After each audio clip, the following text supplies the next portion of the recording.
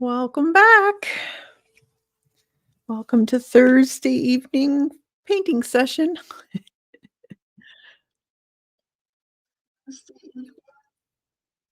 Sorry. All right, get my notifications out of the way. There we go.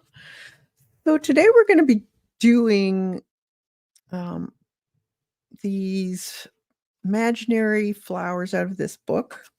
I showed on Tuesday, and you can get this on Amazon. Awesome book if you want to do abstracts. Now, I'm not gonna follow her prompts exact. I'm gonna do my own thing. This is book that inspires me. If you wanna get this book and do your own type of thing, then, go for it. It's got some fantastic ideas about different mediums to use, like inks and, mixing up your mediums, so it's more of a mixed media type of, uh, artwork. So what I'm going to do, now she talks about the colors to go for. So, and this is something that I talk about too. It is important when you're doing pretty well any painting. Think about your colors. You don't want too many colors, so it looks like basically a rainbow of muck. Y Certain colors go with certain colors. So, uh, you have these are pleasing colors, more to, um, pleasing to the eye, and they also play, um, together nicely. They don't get into mud. And one of them is the, analogous. So what that means is it's beside each other. So there's 3 colors here. So they've picked the greens. So you go into more of a yellow green or a blue green.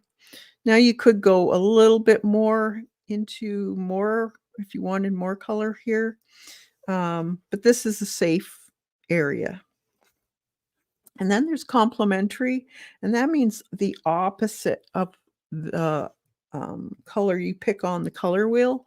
It'll be the opposite color to it, and they're complementary. They complement each other. It's pleasing to the eye to see, and, as you can see, that there's the complementary, there's the analogous, and then there is also, split complementary. So that's basically your complementary colors are your yellow, red, green, and or sorry, your yellow, blue, and red. So your split would be like an orange, a yellow, green, and a blue green, or the in between colors from the 3 primary colors. And then there's also traditic, and that means basically not your um, primaries, but in between your primaries. So you have 3 primaries, so it would be the primary colors in between each one, and there's 3 of them, and they will also play together. So that's what they've done in here.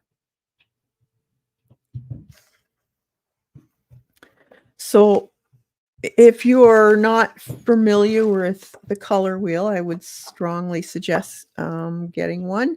They're not very much money. You can get them on Amazon. It's the color wheel here.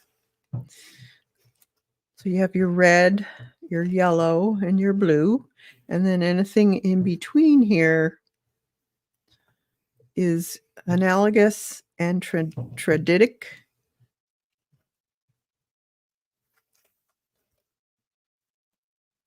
But today I thought it might be interesting to use this. So this is the color box, the color cube, and this is volume 2.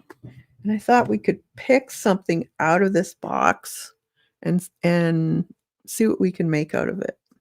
So let's see.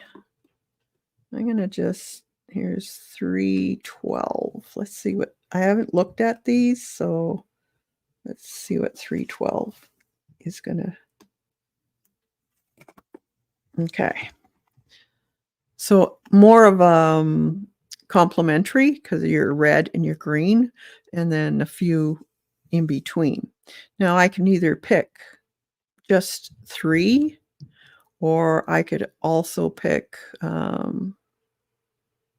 4, or you could go with all of them.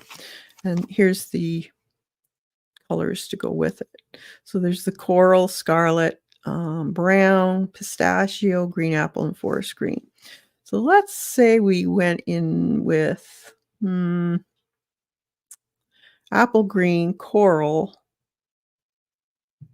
and apple green, coral, and scarlet.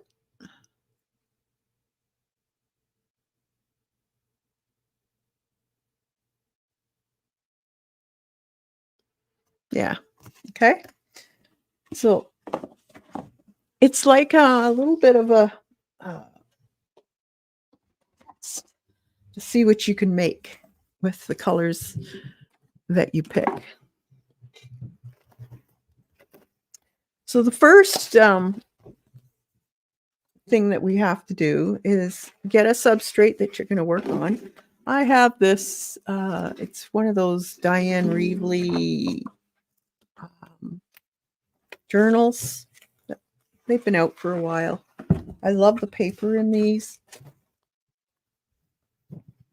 They have a little envelope, and they have fantastic paper. To me, it's the same paper they use in file folders, and that's why I like using file folders. So don't buy this. Just use a file folder. Get some gesso. All I've used is some Liquitex gesso. Would use whatever gesso brand you have. You could even use house paint. So if you have a primer, use that. It works. And then dry it really well. You want it good and dry before we start. And then the next thing we want to do is make a abstract background. So we want those colors that we've picked out. And you can use inks, you can use paint. You could use, let's see what else she suggests. This is a really good book. Acrylics, watercolors, or inks. So either one. You could even mix some of them if you so are inclined. So we'll see what colors I have, and we'll see if we can mix some.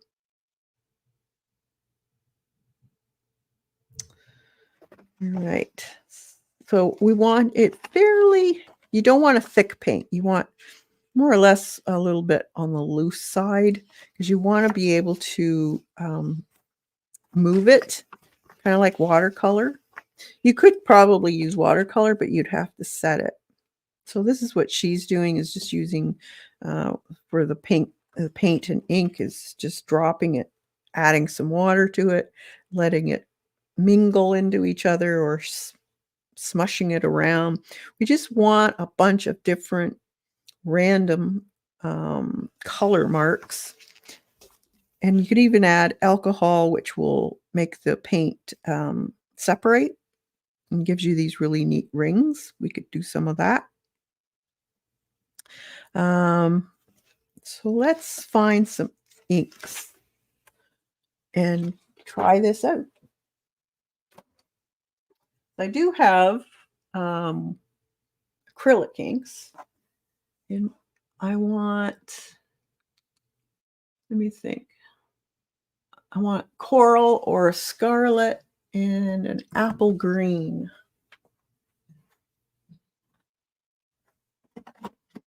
See what we got.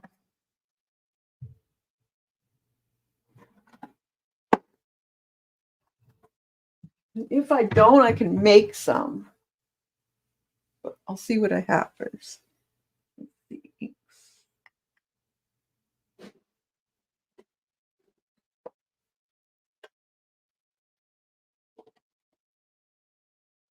Sorry, I'm not quite. Okay.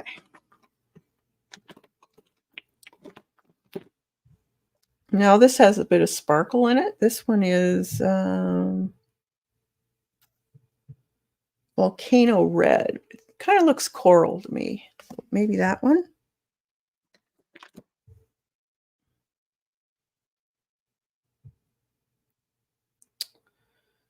And what's this one? Hot Mama Red. Maybe that one.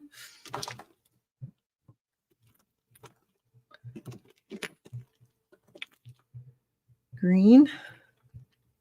An apple green we want. I don't know if I have an apple green.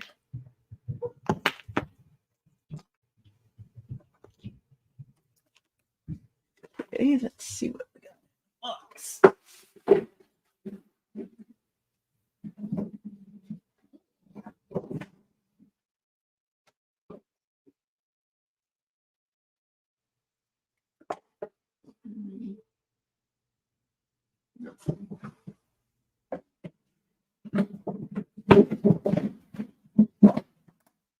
Okay, we'll have to make an apple green. So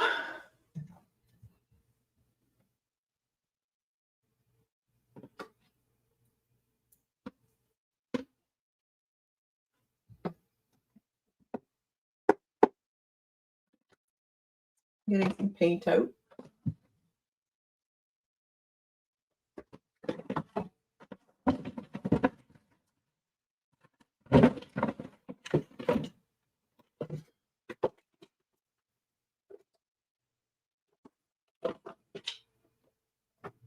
Hello.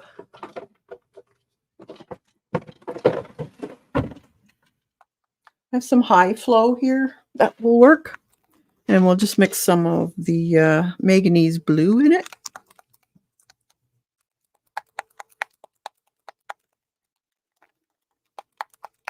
So it's kind of messy. We'll also be using, you could get out colored pencils. You could get out pastel pencils.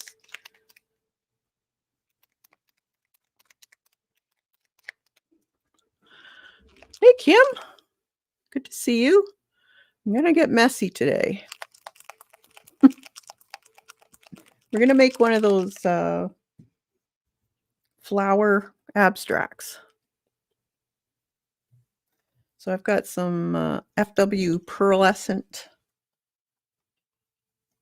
inks and some high flow acrylics. Maybe I'll get some alcohol out too. I think this is too similar. I think I'm gonna get a red also. Nice deep red. See what this one is.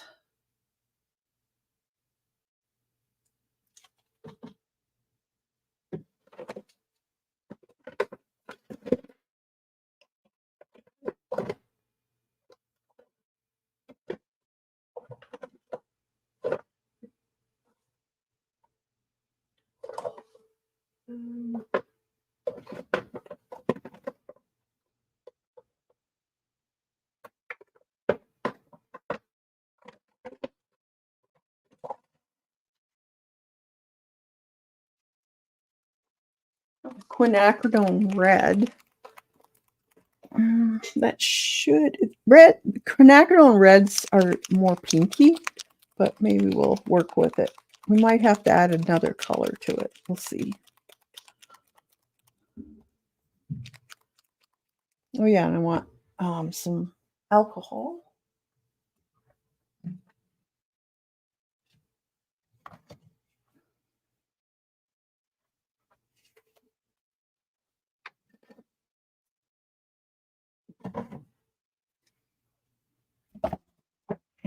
pipette. I have one. What do you do?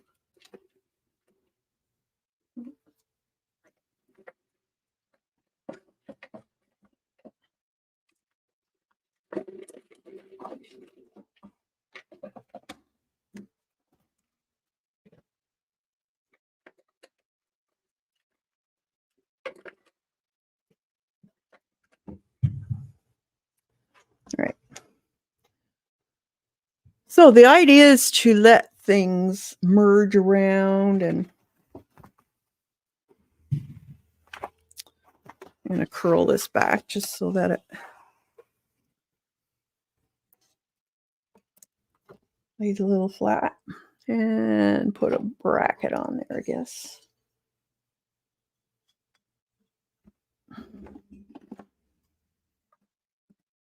So that it lies down.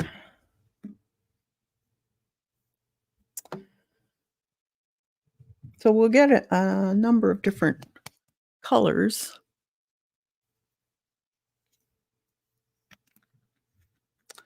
And I'm just going to drop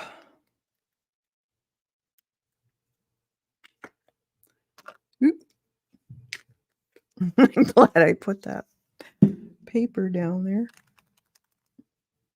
Some of this.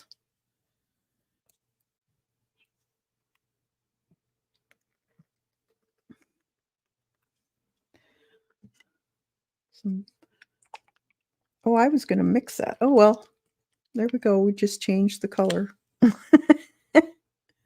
Manganese blue. I'll put the manganese blue where that color was. And then the red.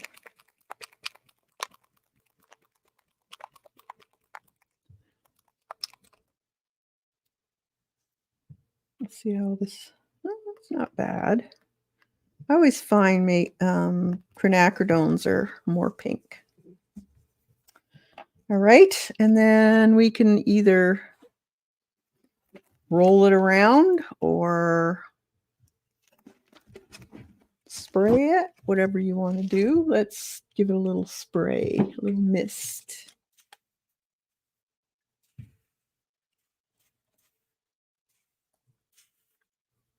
Let it do its thing. Oh, a little bit of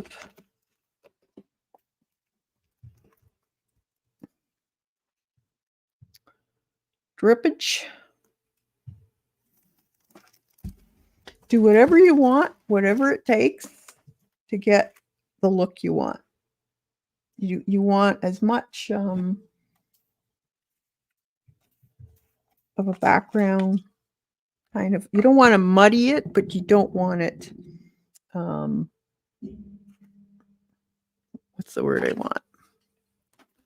You don't want it to look like this. You want a little bit of merging together. Let's put a little bit of alcohol. Actually, let's move some of this. I'm going to harder spray.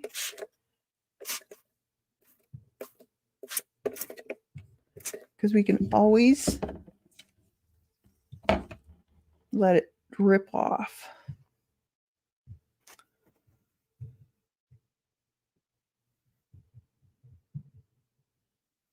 Sometimes I like watching what colors are made as it drips. It's interesting. It makes really cool.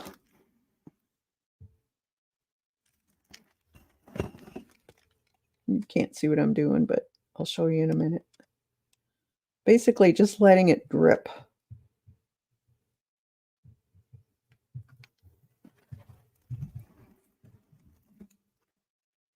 I think I want to take a paintbrush. And there's no rules to this. That's the cool thing. Let's play with this blue a little bit. Bring it out.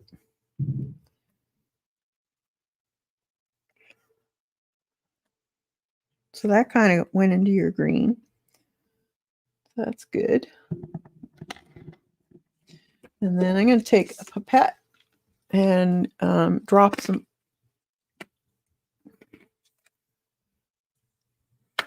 If I can get it off, there we go. Drop some alcohol in it. This is 99% isopropyl alcohol. It seems to do the best. You get some really cool effects when you drop this.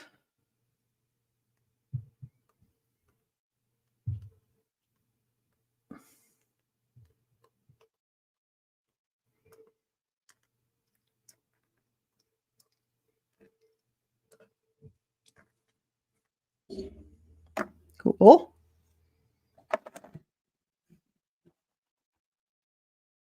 And I just spilt the alcohol. Of course.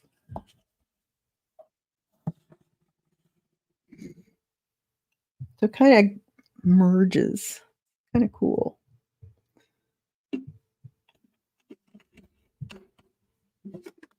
So you're getting purple in there. Let's put a little more yellow, I think. Let's see what it does.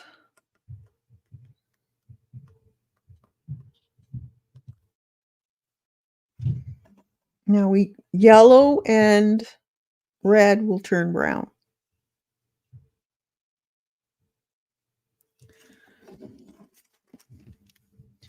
But there's easy ways to fix it. If you don't like what you got, you can put other layers on.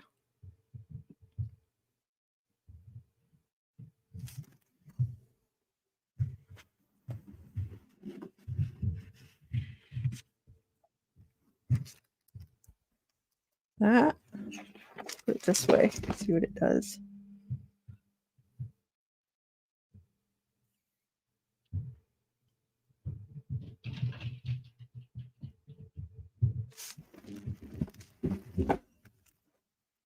Okay. Now I'm going to dry it a little bit.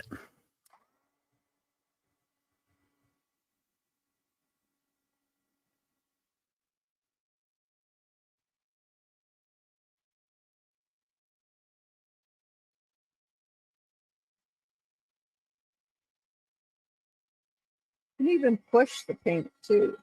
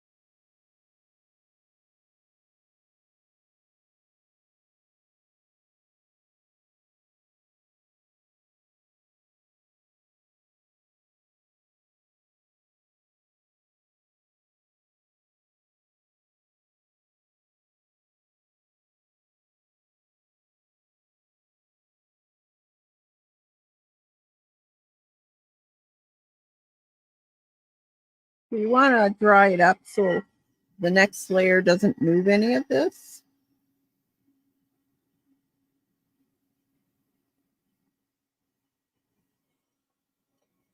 It's kind of cool how the sparkles all kind of clumped it together and made some texture.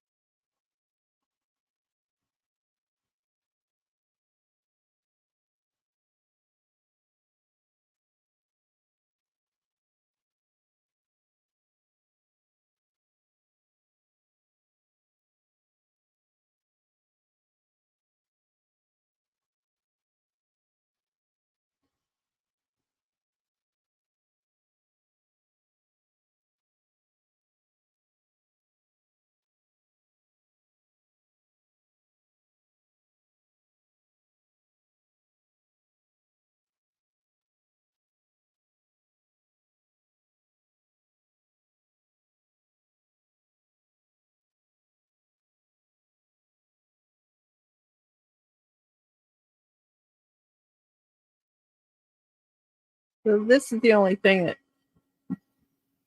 you're going to have to watch paint dry for a while, because you want this good and dry before you start doing anything else.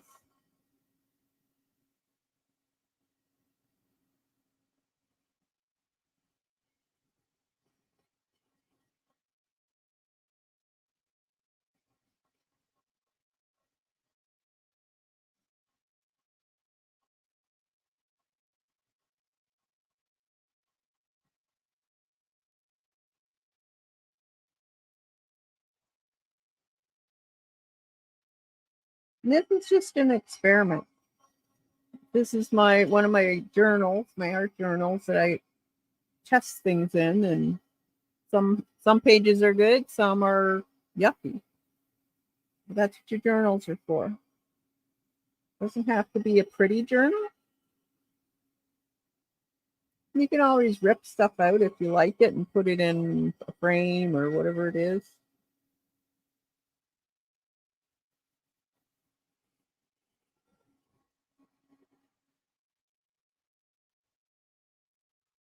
All right, that should be dry enough. So see how it's kind of lightened now? It's not looking as gloomy. Now, this is when you can take a look at what you're seeing. Do you see anything in it? So what you're looking for are flowers, or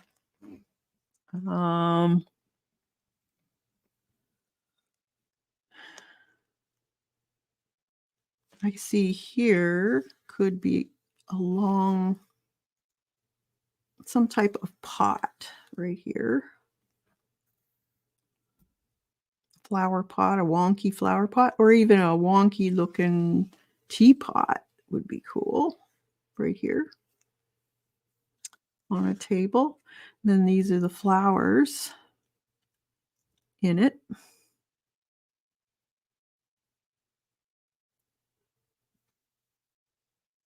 So you're looking at where's your pot.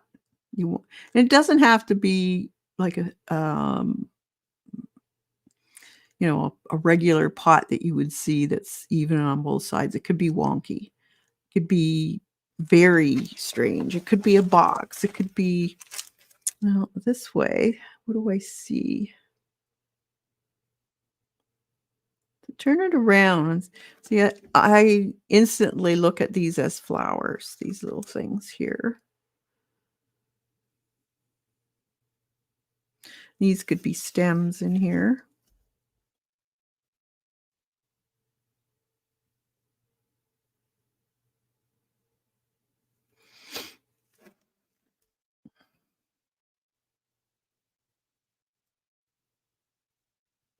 And you can always add flowers to this. So these could be flowers too. Maybe they've fallen off the stems. It could be a bouquet of different flowers.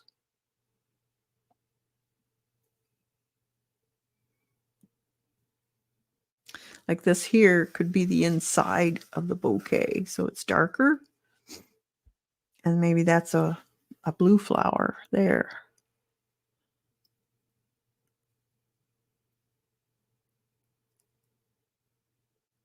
And this pink part could be the pot somehow. Let's look at it this way. What do we see?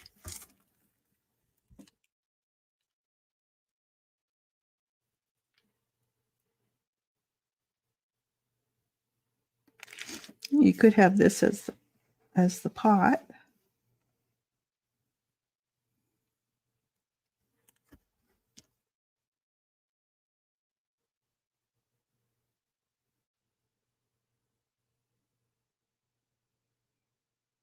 You know, it could be all kinds of, this could be just a little pot right here, nothing else.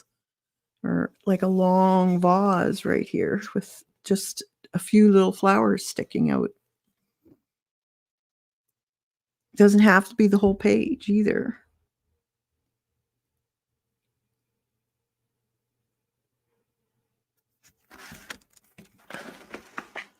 My creative mind is where, yeah, it is. I love doing this type of stuff. A lot of times I see faces in them. Most of the time, actually. I think,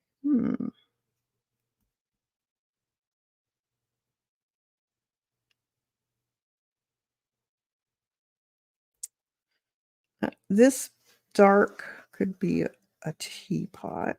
That's the little coming down like this.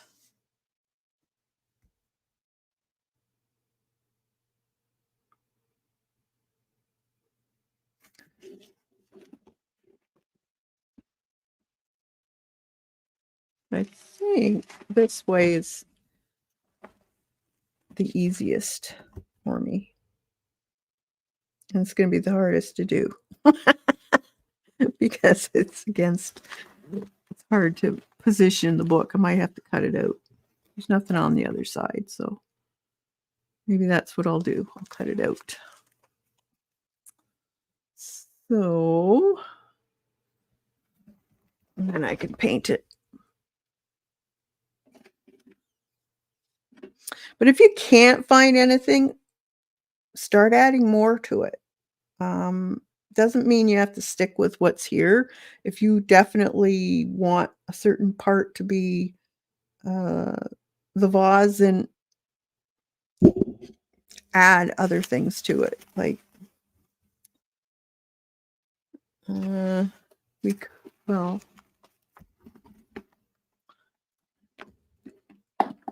let's cut this out first. Where did I put that?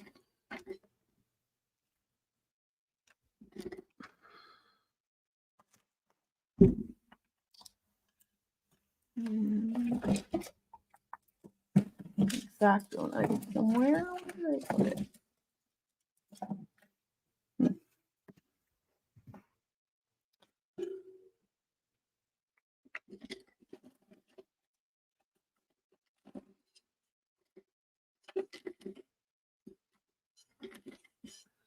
Don't see it.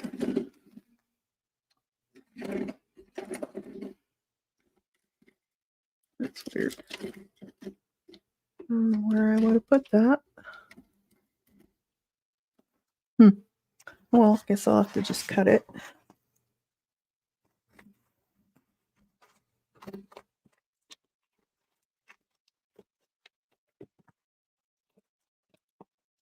Just cutting along the tape anyways. I always cut it straighter when it's out. There. It's easier to do.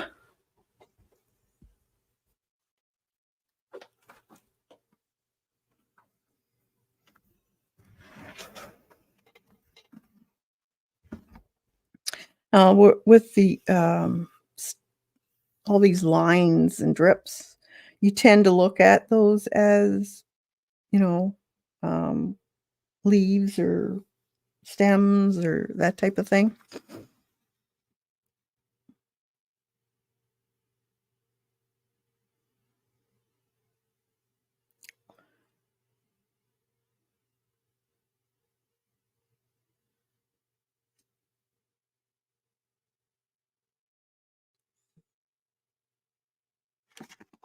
I think I'm going to do it this way. So the next thing to do, maybe we'll take this off, is I believe yet finding your flower and your pot. Let me check the book before. Where did I put it?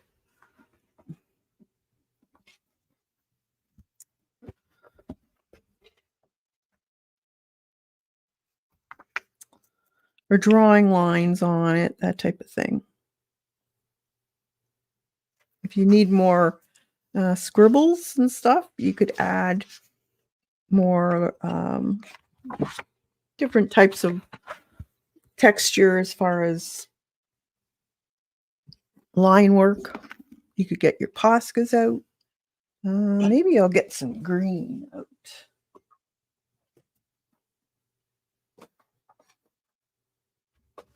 Because I didn't do much green.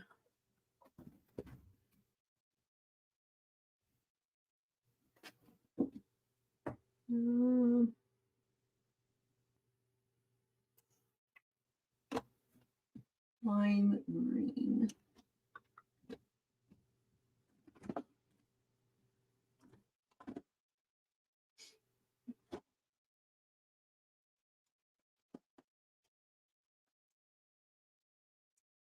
Don't see any lime green either.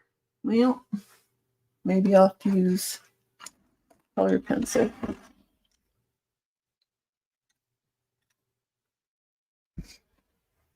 So just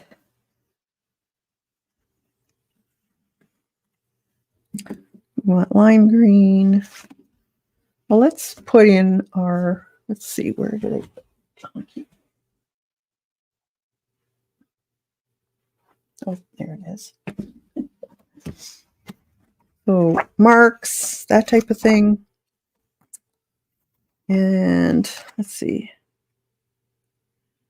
Once the background is dry, decide where you would like to add more texture or change something about it before you go on to the next step. One thing I like to occasionally is to add more interest to the background by scribbling randomly with crayons and markers.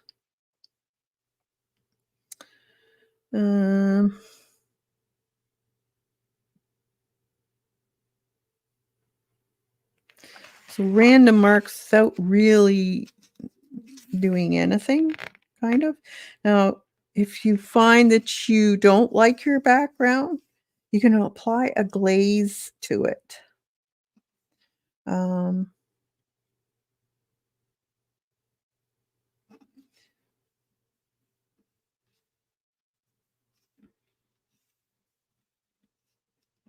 So I could actually add green to this.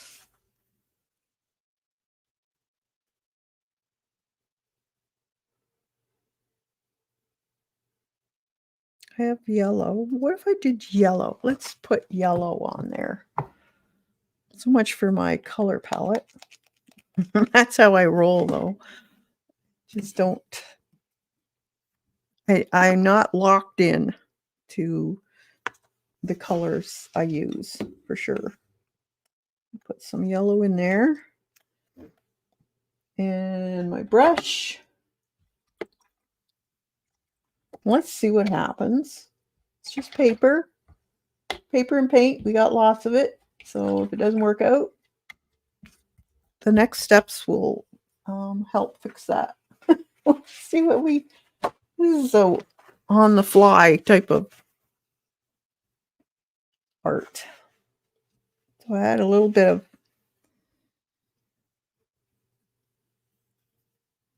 So we're glazing over top. And it's going to give a beautiful color to this.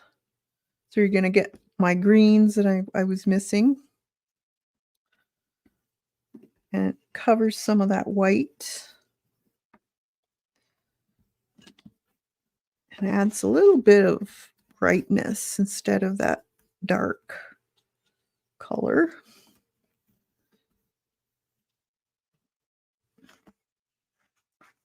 Now, I can go back over top of this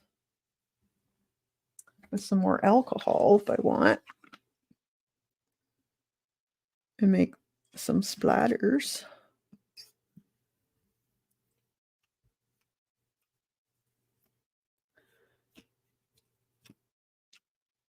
It doesn't do a lot, but always fun to try. It kind of gives a little halo. That's interesting.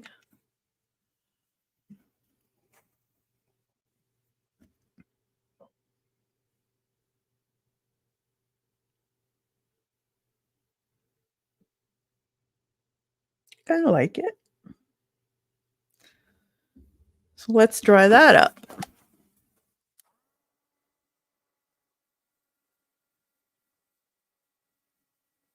Hi, Shelley. You bought the bird book too?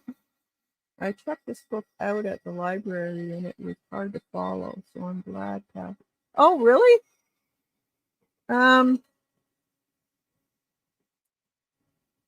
Yeah, she doesn't really give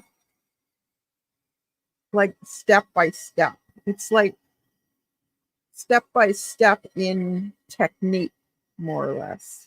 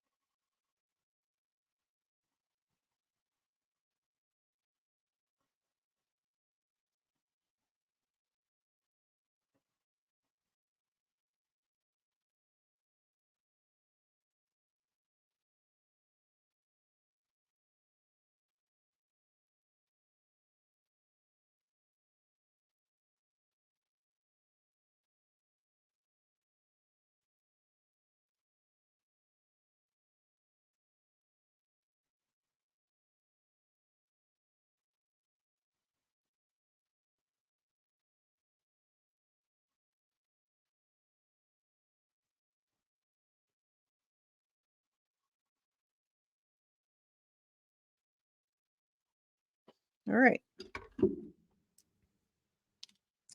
So there's what we got so far. Now I could take,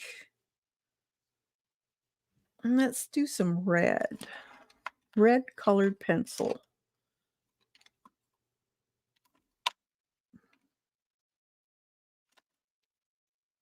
And just scribble. Don't even think. Scribble.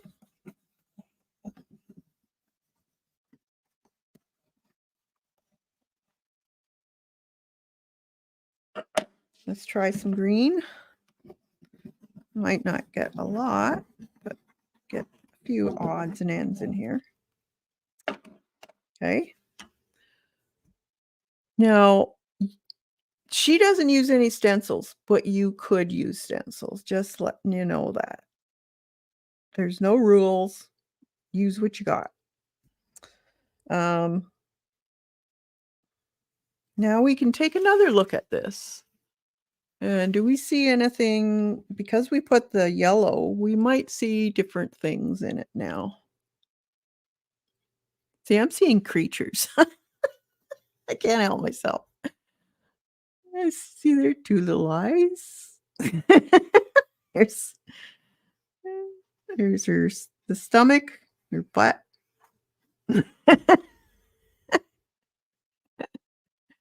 It's just what I see. I still see the right in here is the flower pot.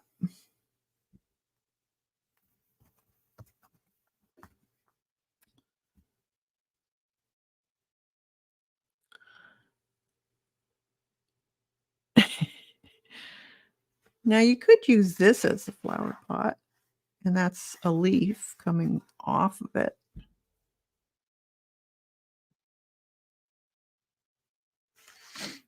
Your flower pot can be whatever size you want, basically.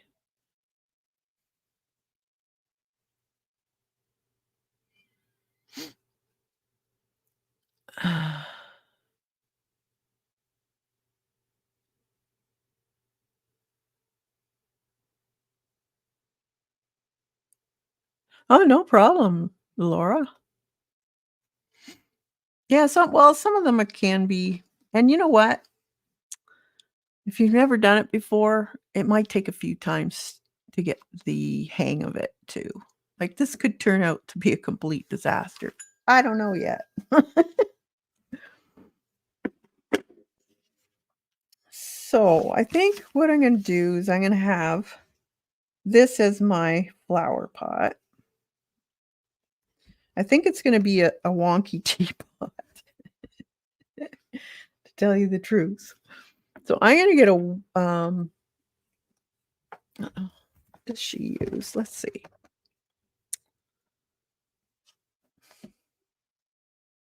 You can add more color if you want, you know, because I would imagine some of this probably, if you've done it before, you're thinking ahead. So there's the scribbles and whatever. Everybody's will be different. Let's see. Yeah. And that's the negative painting. And then we need, now we need to find the outside shapes. Okay. Adding interest with marks. We've done that. You don't have to do that. If you like it the way it is, it could be just like that, then leave it. I just did this, so I just put a glaze over top to change, kind of calm it down a little bit.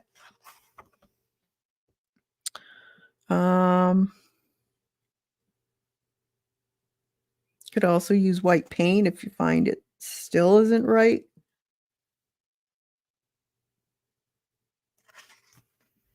See, there's all different types. And then let your imagination work. So now we need to, now you're ready to go to the next step, and sooner you will see the painting taking form. So, so now you need to be finding shapes. So we turned it around to see what shapes we saw. It says, rather than looking for flowers at first, you may find it easier to find the container or vase shape. And I agree with that. So I know what my vase shape, and the possibilities are endless. See, they're all wonky. You don't have to have a, perfectly square or round vase. It can be whatever. Um,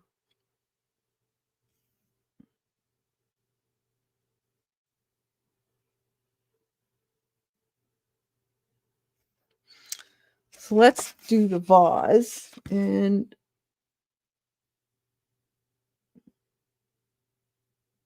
you can use a color pencil, you could use a graphite pencil, whatever you have. Could you probably use a, because it's acrylics, they're a little bit shiny.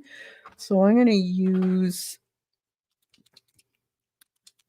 a acrylic paint marker.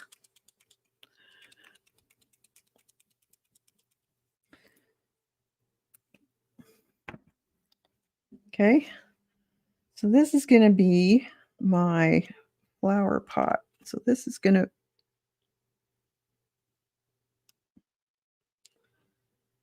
it's going to be one wonky looking flower pot. Or not flower pot, tea kettle or teapot.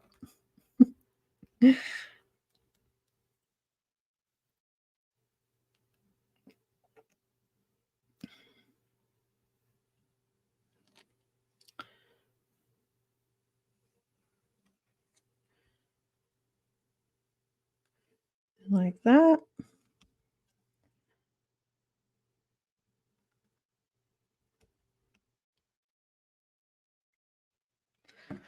Okay. And now my flowers. Well, I see these here. So now what as she mentioned, what just to follow the lines, because they can be whatever you want. They're make-believe flowers.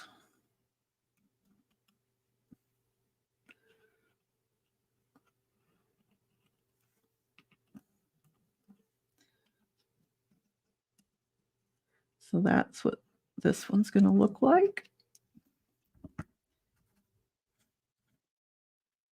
This one, maybe this one here. That.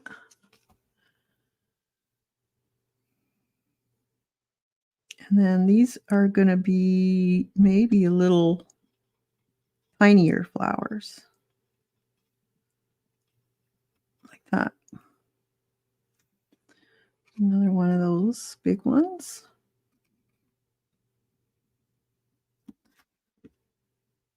Another one here. And then something different there.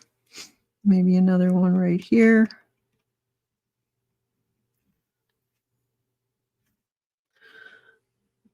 And this one is going to be a different one, maybe.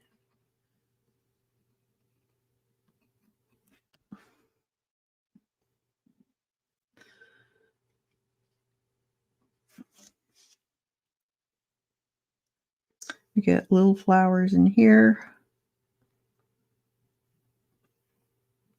Maybe it's falling over the edge of the teapot.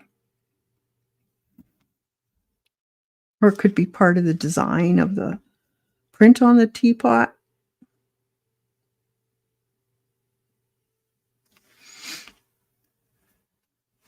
All right.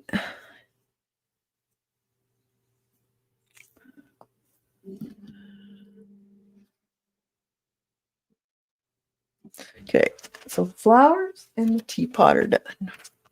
You don't have to put a lot in. Let's see what else.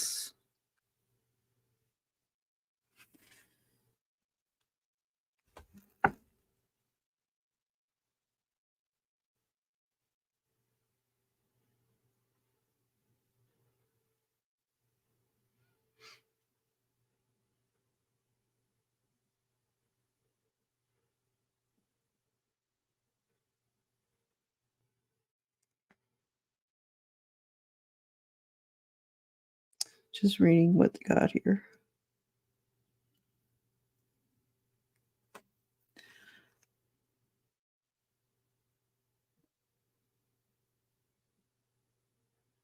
So we're going to want leaves too, but we can actually put in leaves after.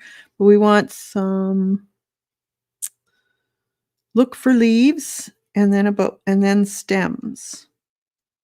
So the stems can be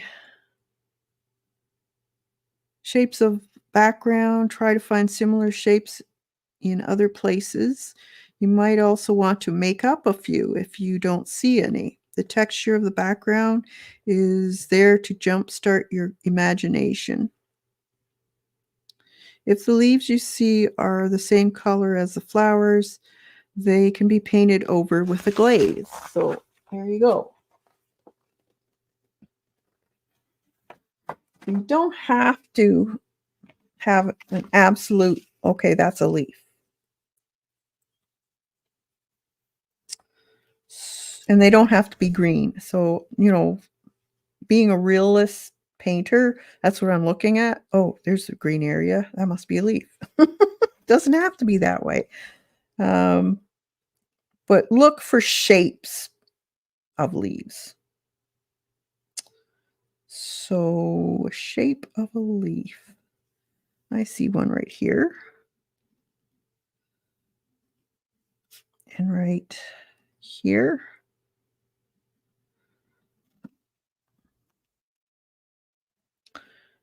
And maybe one right here.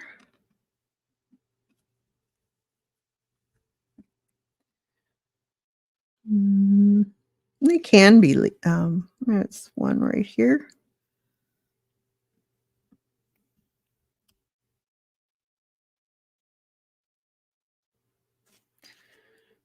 right here.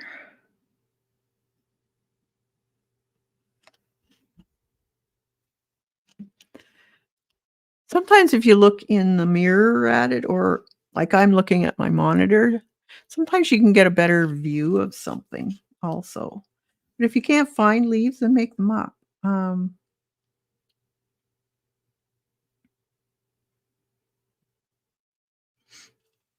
just seeing what I see.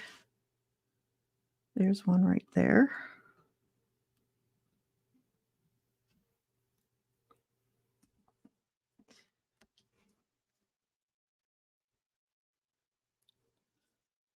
Hey, Devin.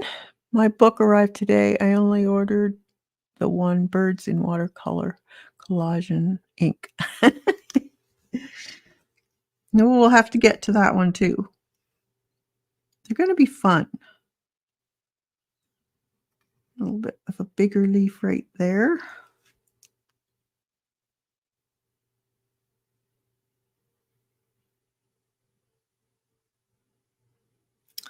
This looks almost like a leaf, but a little, almost like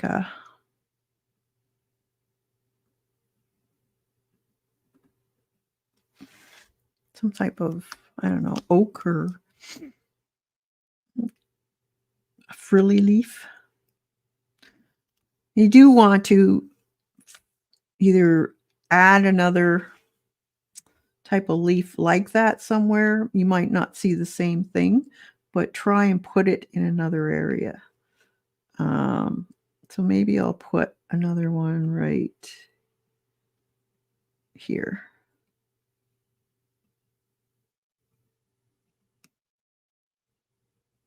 like that.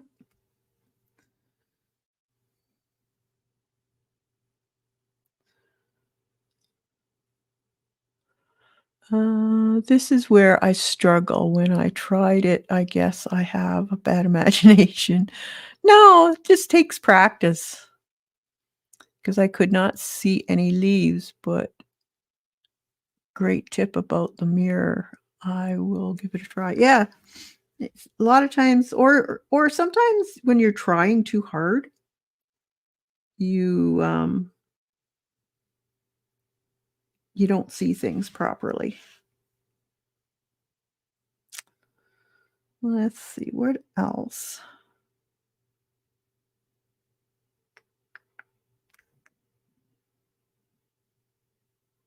And it doesn't have to be it could be very minimal too looking. Now we want to connect the stems. So you could have them wonky looking. You could follow maybe a line, or you could follow the paint lines if you wanted to, like this one here. So, and you want them a little bit on the thick side because we're going to be painting these. That. Um, this one here.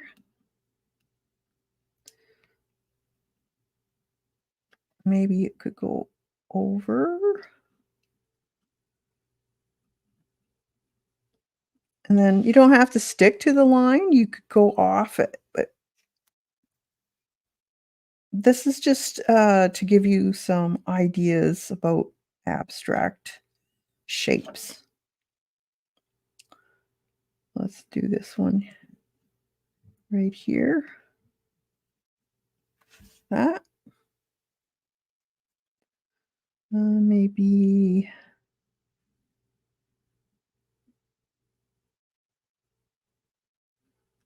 this one we'll just put there. That.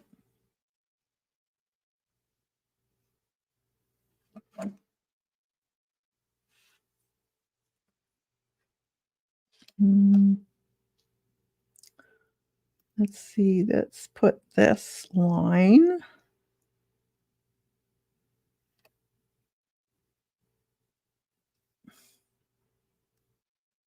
like that. This one.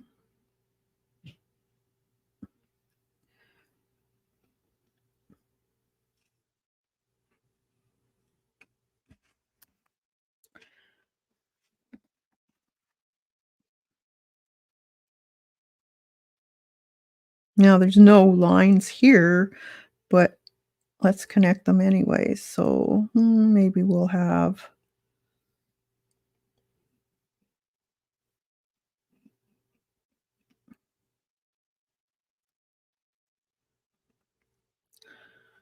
this up here, that there.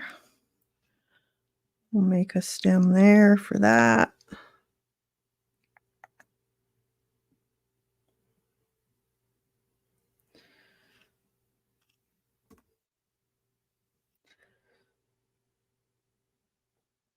And you could add some too.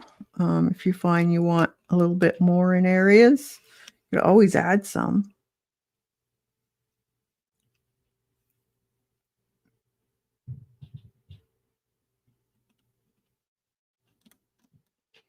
So maybe this will be a flower here.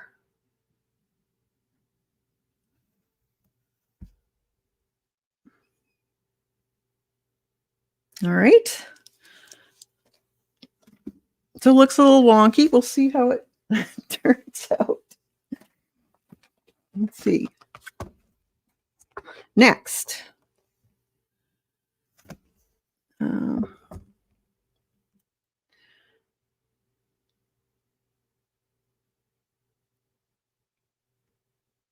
So you want to make an area where the vase is sitting on, like a table, tablecloth, that type of thing.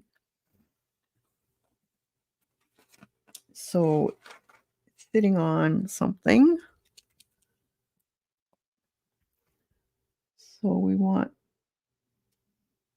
just to add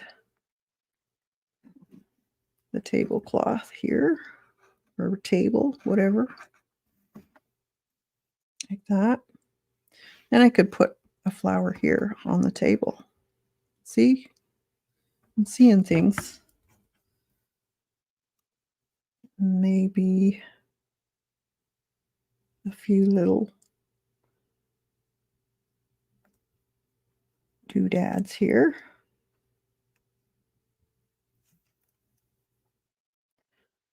That. Oh, there's a leaf. Maybe it fell.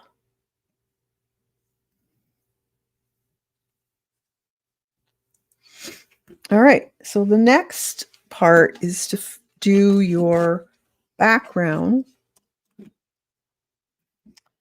So you want to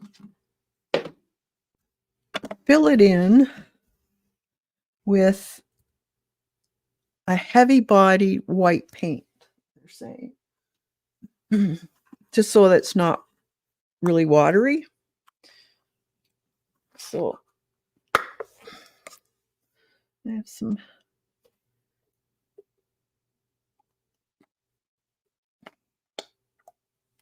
heavy body paint and a brush. I think I'll use, I like using, here's one. I like using flats, angles, just because you can get in the corners, but you can still spread enough paint that isn't taking you forever. So now you can put in, you paint all around your objects.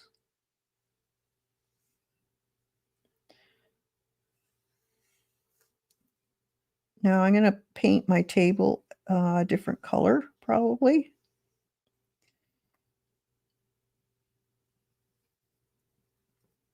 And our teapot will be also painted with some more texture, maybe color, and doodles.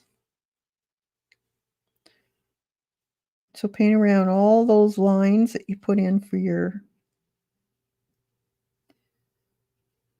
flowers and your leaves and your stems.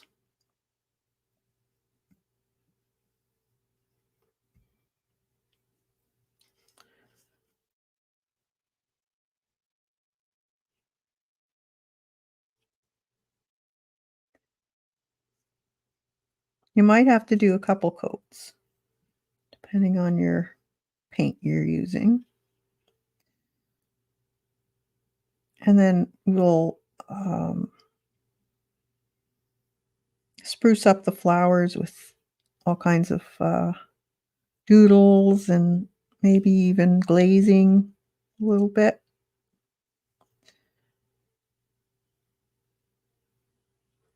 Now, if you have jelly prints, you could use those too. I think that would be cool to do this in jelly prints and just add some more pattern on, because that's what you want in the background, is a lot of pattern. So this could be really fun done in a jelly print.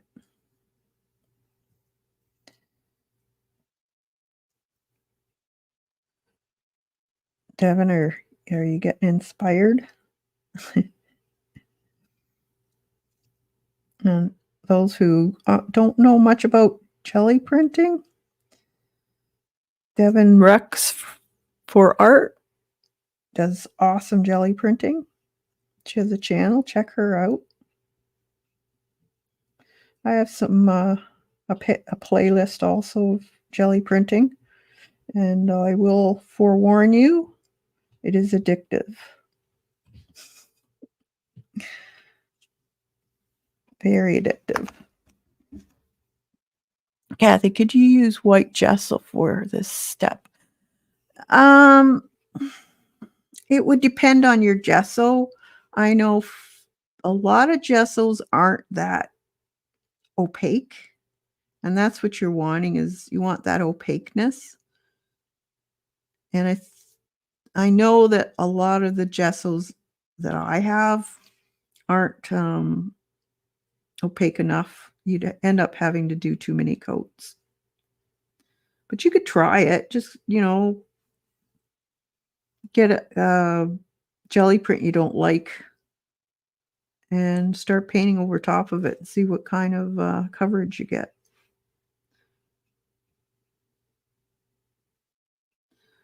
It's the only way. I think I covered up a stem. Maybe not. I might have.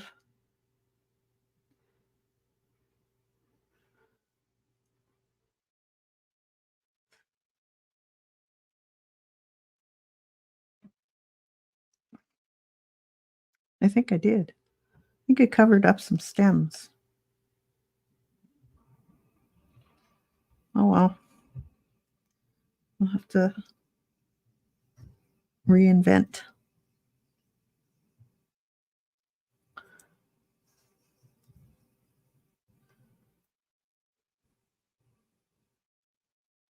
So it's kind of reverse painting.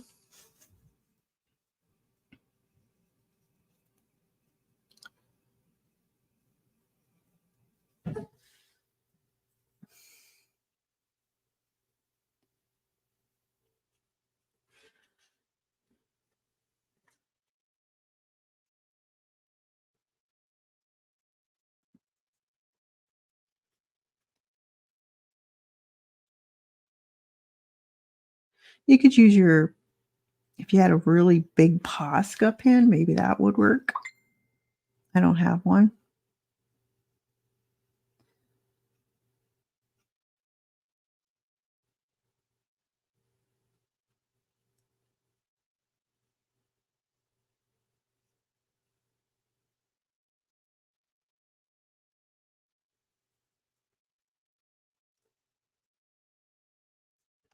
I think I need a little bit more of that.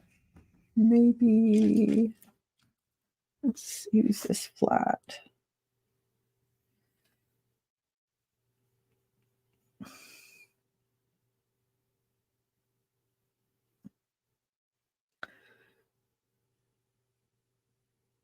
think if you put too many lines in, you might get mixed up. That's just me, though. Trying to stick to the white, but all the colors and everything, it is a little bit on the confusing side.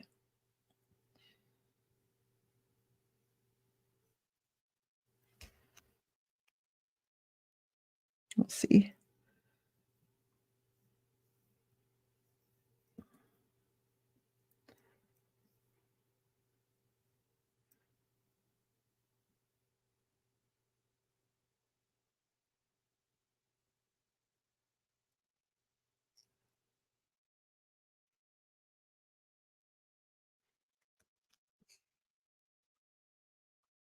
Uh,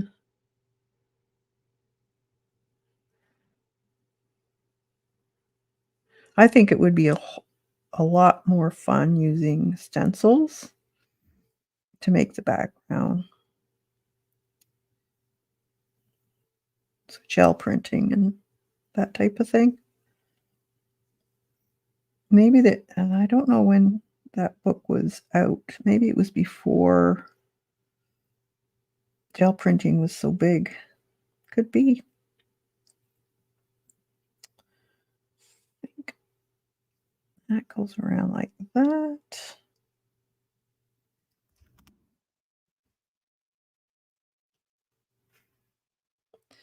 My wonky teapot flower holder.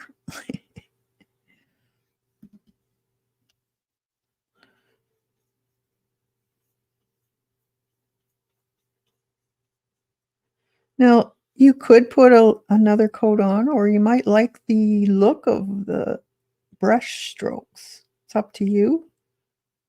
Sometimes I like that look, depending on what's in the background. Sometimes you can get away with it. Kind of gives it a little bit more interest.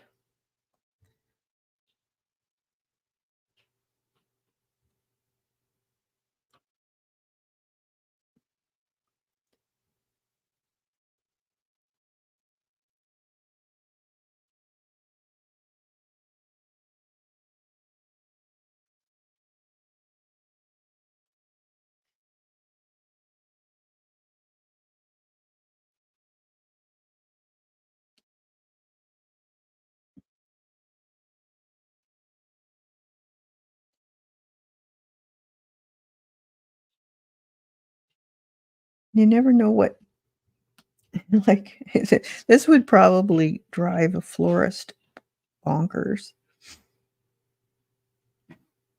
because they couldn't arrange it properly.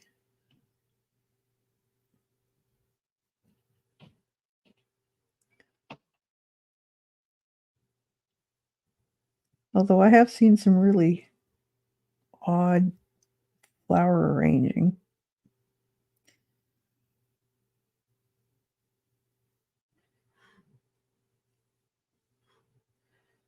Let's see, that's I think that is the other petal overlapping that one. So this one here.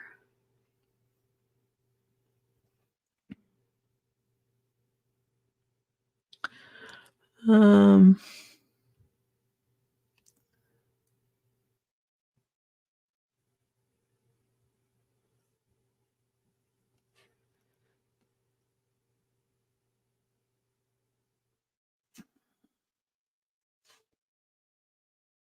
this part is all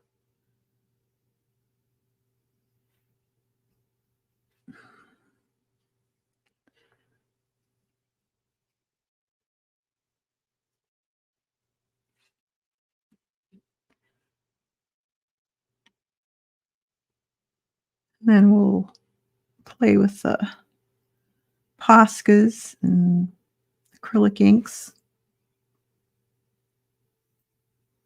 Maybe. We'll see.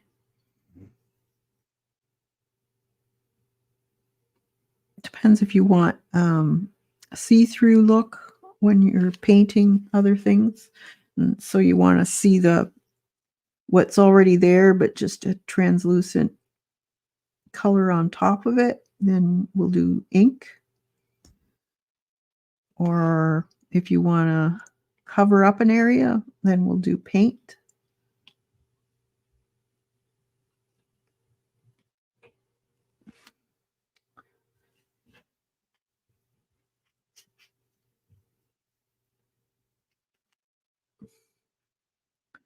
It's very colorful.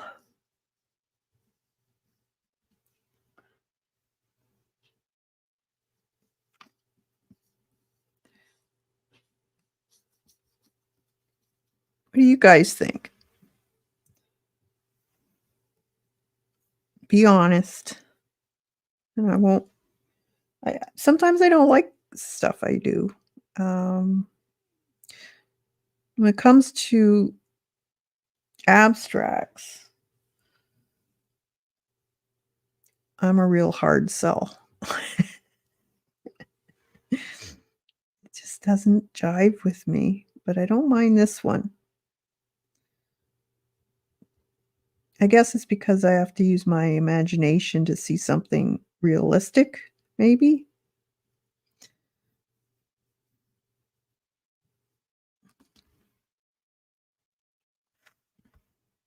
You like it, Shelley?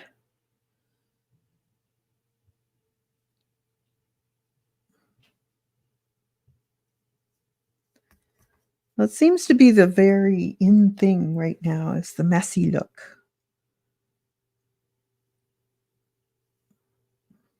Very loose and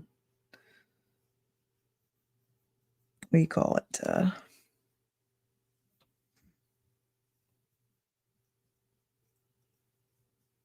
I don't want my strokes all being one direction, though.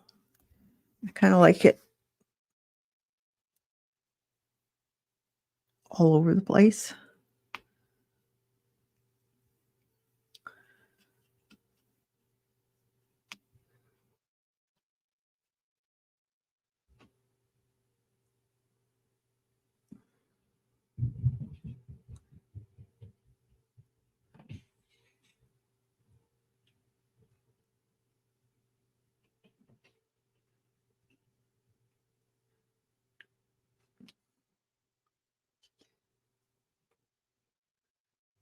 I think that's a space.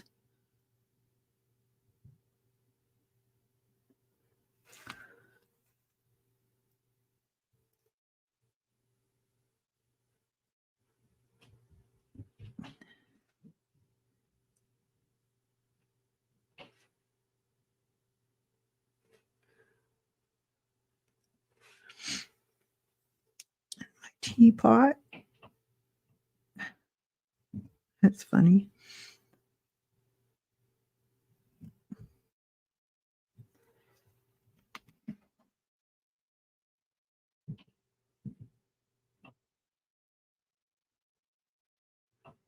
Ooh, dog hair. Can't get it out. There. Oh my gosh. There's another one. I must have it on my clothes. Comes with owning dogs. There is a lot of texture in this too because I put those pearlescent inks in and they kind of puddled. Odd. But okay, let's take a look at it.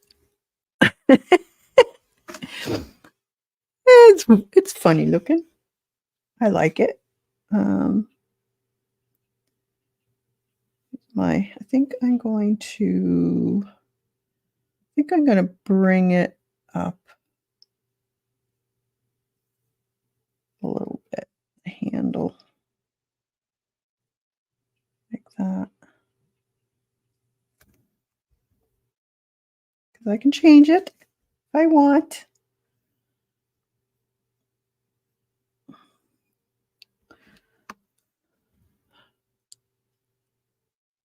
You wanna do it paint? I did an abstract botanical and showed it to my mom, and she said, "What is it?" Yeah, I know. I've been there.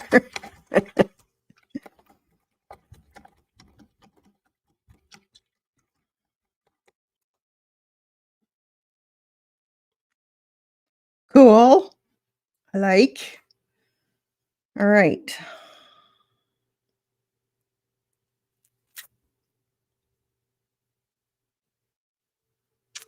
Now let's see what after you're done that, let's see. Now we could leave the bottom part if we want.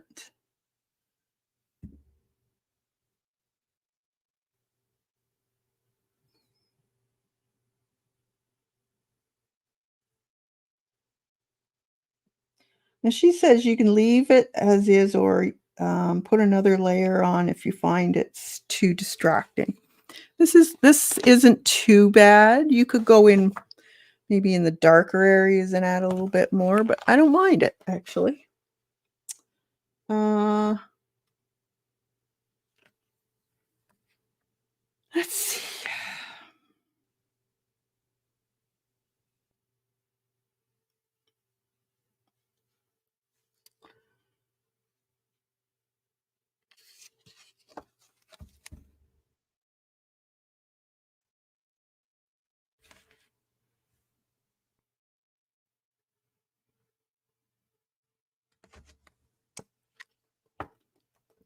Now you can add more colors. So this is when you can change some of your flowers or your pot with some acrylic transparent colors. And they also say you can add, if you have a canvas, you can add pastels to it. And then if you don't like it, you can just wash it right off. So I guess kind of testing a color if you wanted to change things a little bit.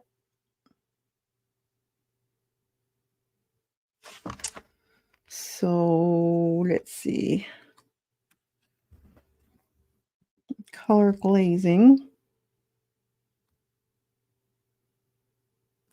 Depending on your design, your painting could look almost finished at this stage, or it could look a bit bare. If you're happy with the way the painting looks, you can always choose to stop here.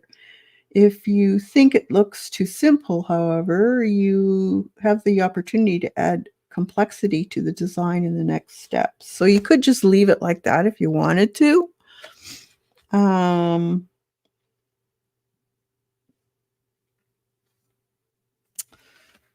let's see.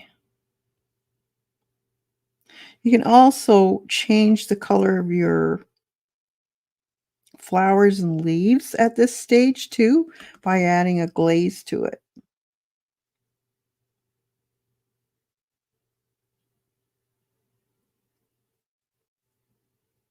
Let's do that. So the vase and the um, flowers and leaves, that type of thing. So I have that yellow, and let's add, let's see if I got a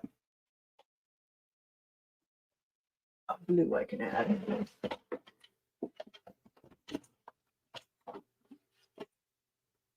Yep. Okay, so I've got some phthalo blue green shade I can add to this yellow to give it a little bit of a greenier color.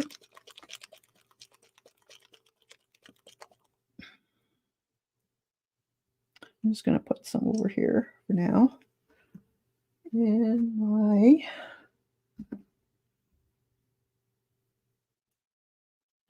oh my gosh, more dog hair. I must have it on my sleeves.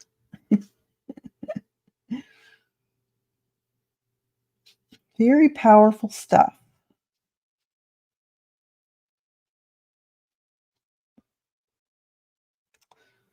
Let's put a little more yellow in there. I want it lighter. I have to use this up anyways because it's starting to go.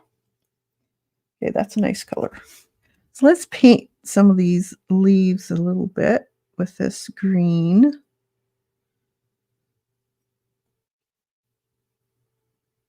Color. Even over top of this. Now I could probably use, you know what? I'm going to use, let's see what it looks like on here. Yeah. I'm going to use more of an opaque color for my leaves.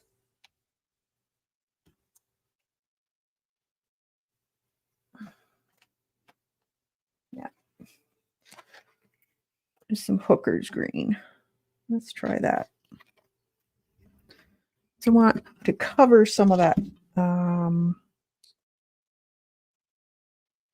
color of yellow. A little more than what that fluid acrylic would be.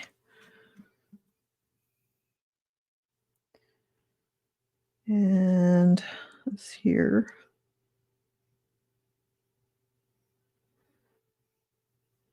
Our leaves.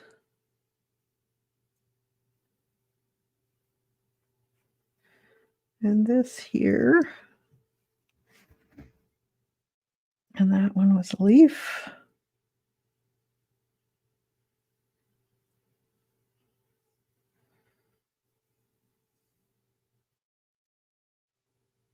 Where else did I have a leaf?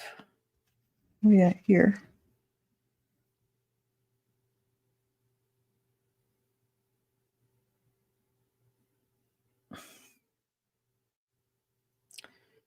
Now, because there's white Posca on here, I'm just going over top of it. And this one is a leaf.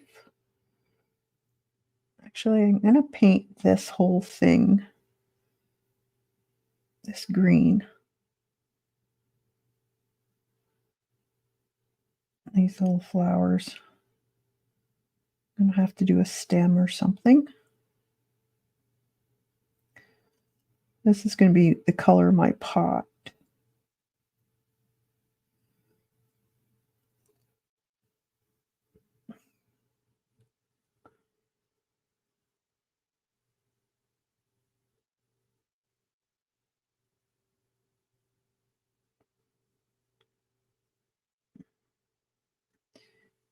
What that is.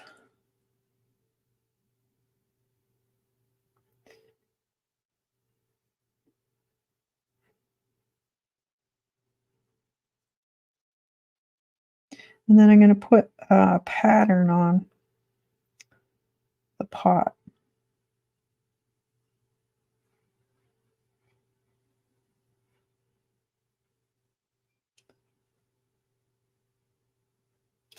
So this is very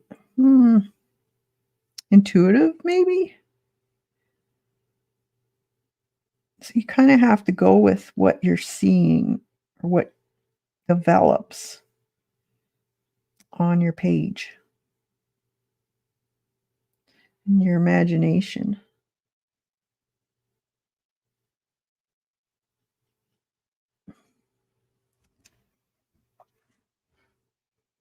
I think you could have a lot of fun with this.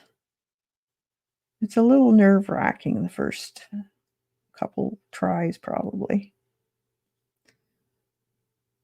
But I think there's a lot of potential in using other things than just what she says in the book. Like I said, gel prints, or even, you know what, even scrapbook paper. Do some jelly printing on scrapbook paper and see what you get. Or do stenciling on scrapbook paper.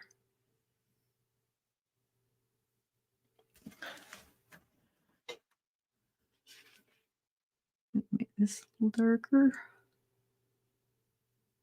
It's my leaf. This one. Put another coat.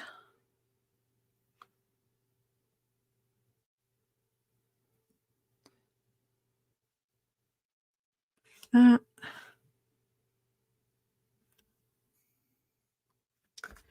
And oh, that's what it was. I forgot.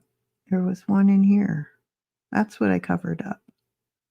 I wanted one the shape of that. Yes, yes, yes. Now I remember.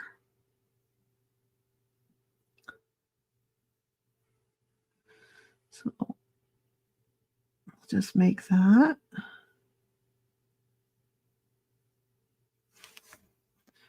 Like that.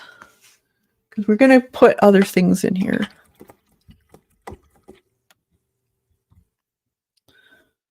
And I think I need another leaf right in here.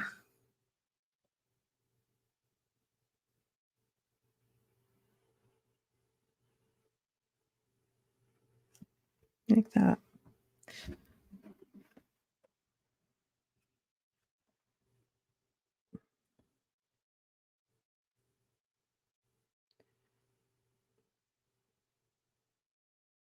That.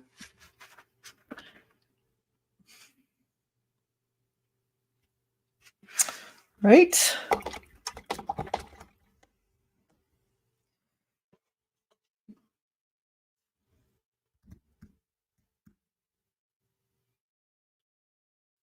Now I'm going to get some white. Where did I put that? Oh, there it is. And I'm going to add some water to my brush. So it's not as thick. I still want to see through it. And maybe right in the... how do I want to do this? I think maybe some red in there. Yeah. Bit of red.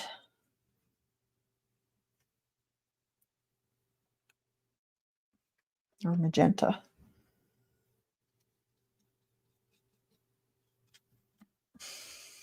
Maybe some yellow. Don't want it. I don't want to change the color. I want it more of that peachy color that it is. So maybe in the center here, I'll add a little bit more of that color.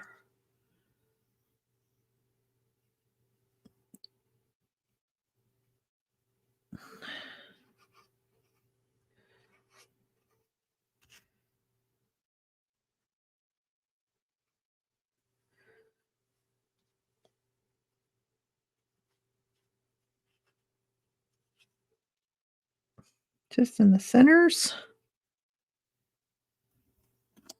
Maybe some pink in here.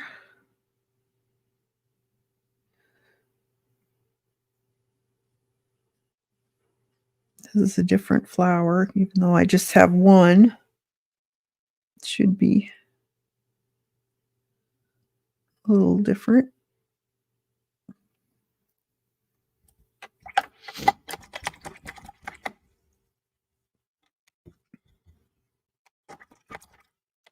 All right, and now we can do some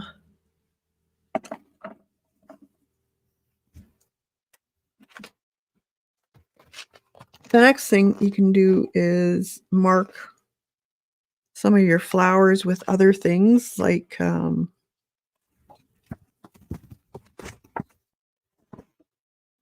design, pattern. You can even make more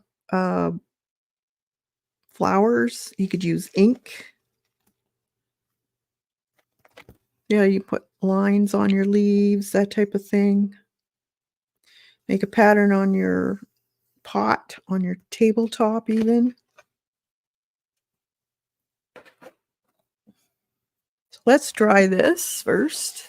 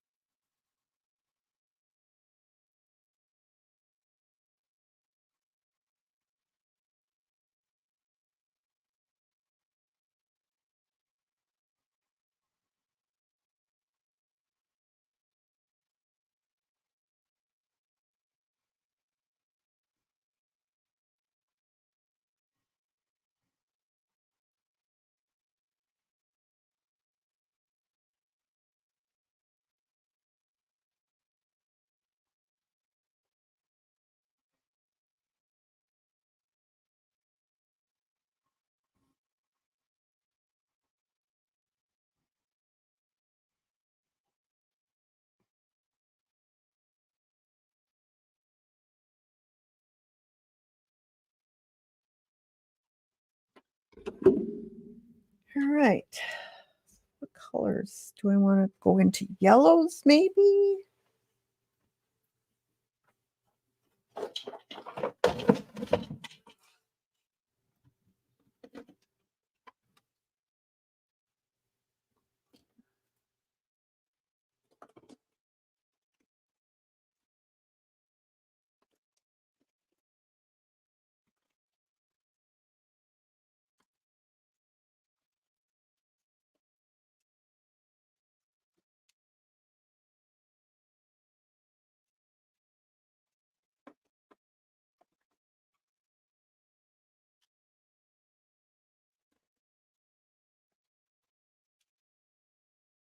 Okay, I got a few colors here. Poscas. I have a lime green. I found one. Let's do the leaves. See what we can spruce up. Now that the teapot is darker green, I would leave the table as is. Very pretty. Oh, thanks, Devin. Once we put the veins on the leaves too, those leaves will start to pop out. Hopefully this works. The best. We'll see.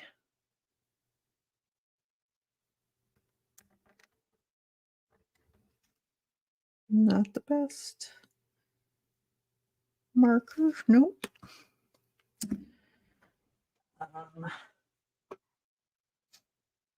Let's see.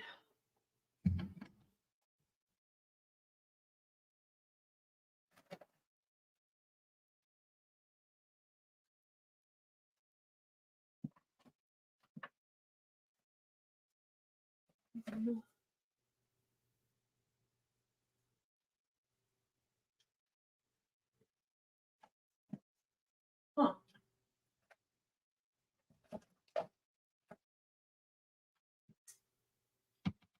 Okay, where did I put my markers?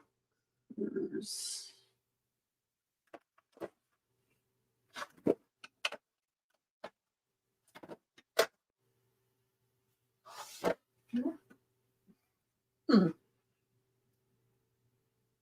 Well, I guess we'll have to use the yellows or some of these other greens. I love this green though. It's not working the best.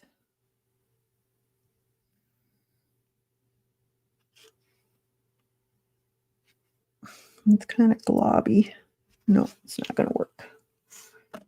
Darn. Don't like that.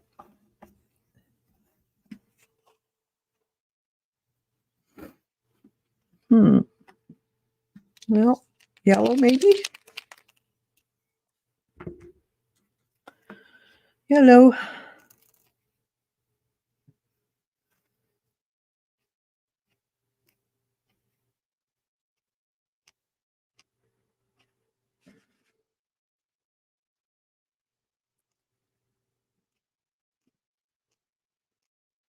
Yeah.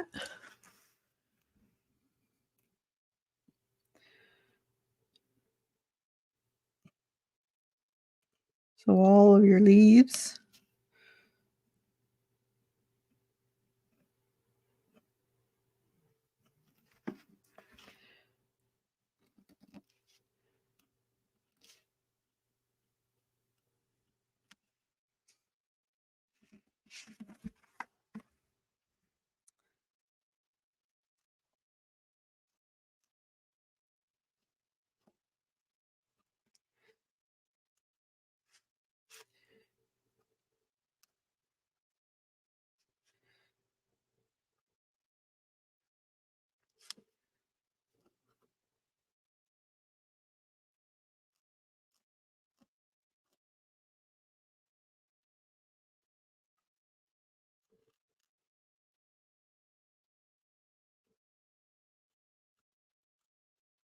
Yeah.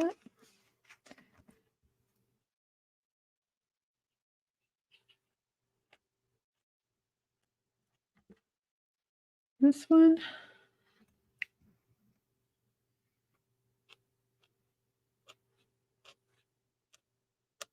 Gotta love the Posca.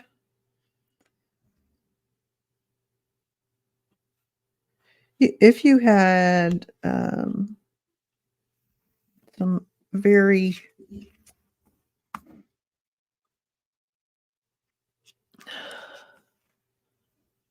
um, opaque ink, you could probably use that too. This one.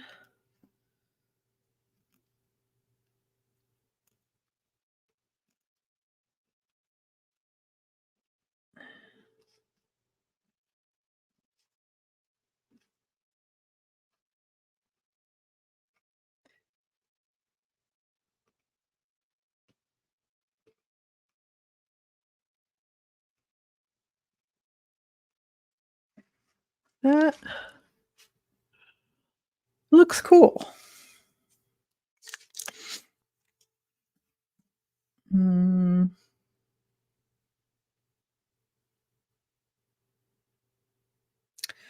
yellow, maybe even the yellow. Let me think. Let me think. Or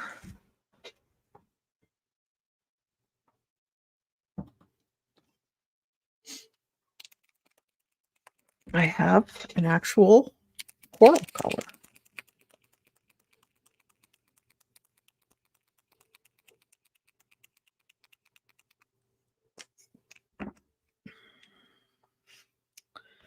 So we could outline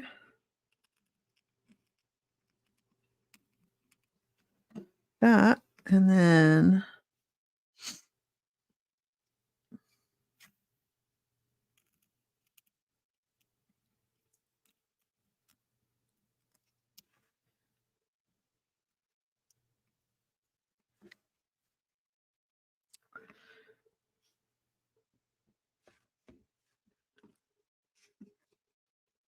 from the center,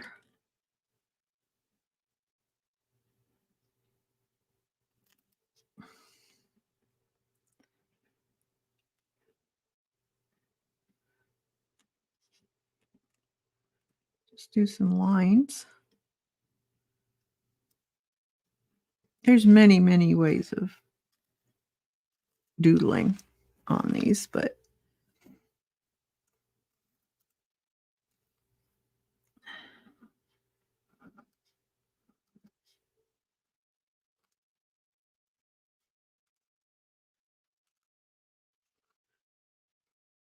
I don't want to introduce too many colors either, because then you can get kind of messed up. You can put some other colors in the center once those are dry. I like the outline though.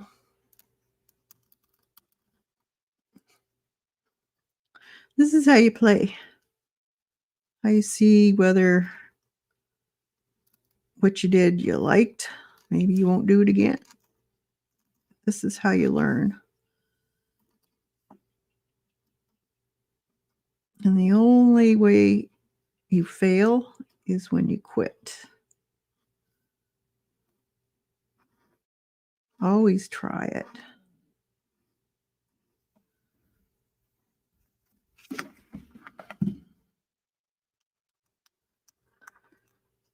They're abstract, so you really can't go wrong with them.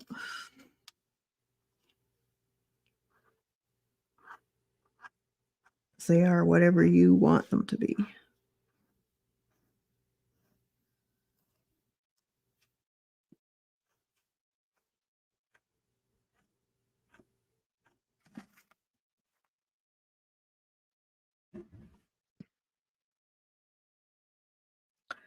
I like it.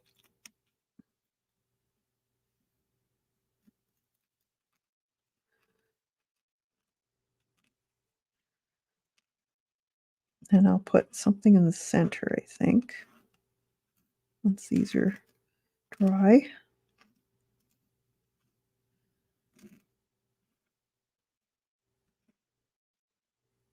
You could Zentangle on these too. It would look awesome. Sorry about me turning the page, but I don't want to put my sleeve in the wet paint.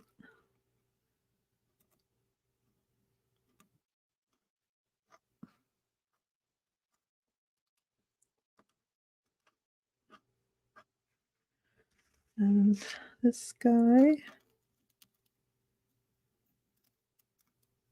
This one's kind of overlapping it.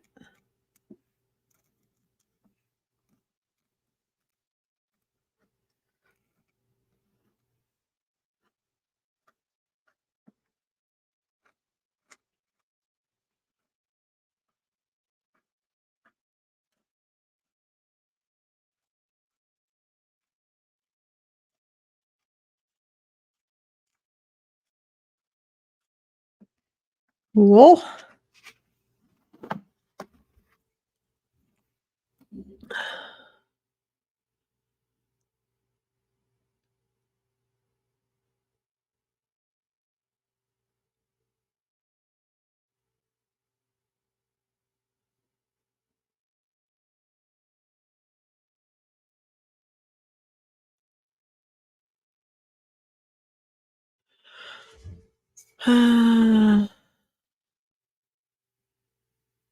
Now that the teapot is, oh, okay, I already read that.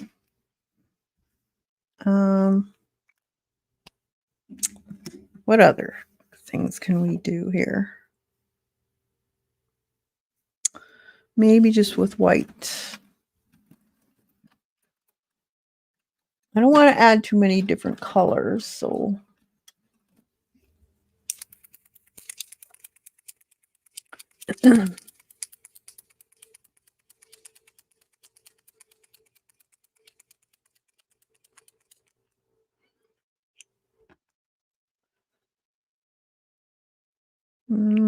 maybe I need a bigger one. Let's see.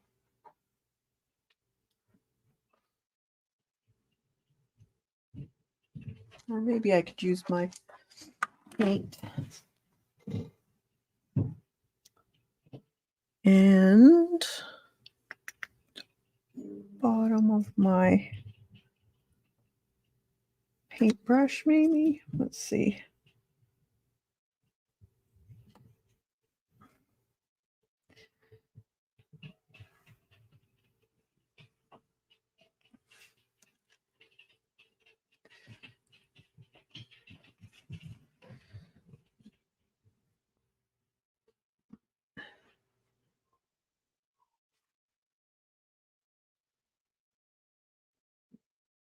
Ah. Oh, I forgot this guy. Let's see. I don't know if this one's gonna show up or not.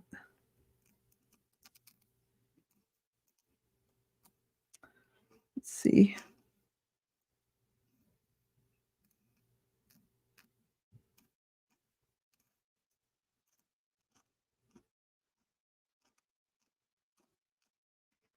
Eh.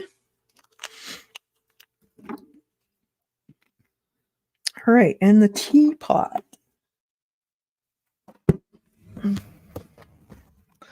So you can make all kinds of different things. Even on the table, you could do all kinds of stuff.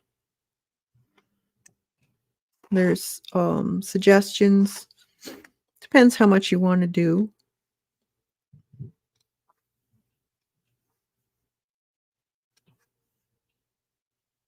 I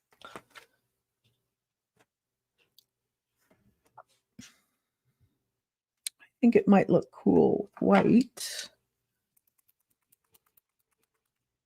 I can get this working.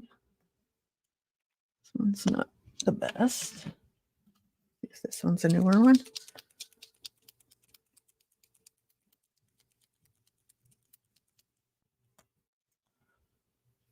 We'll see. So, you know what? I'm going to get a stencil out.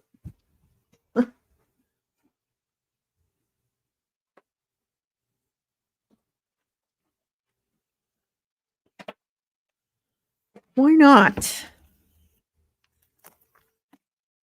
Little bubbles would be cute.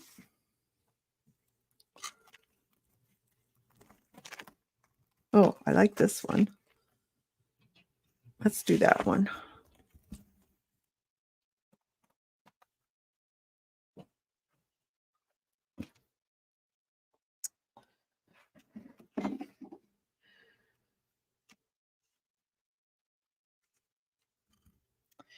And I'm going to use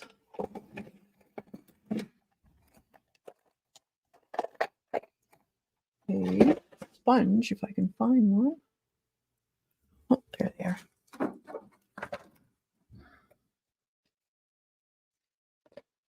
Let's see.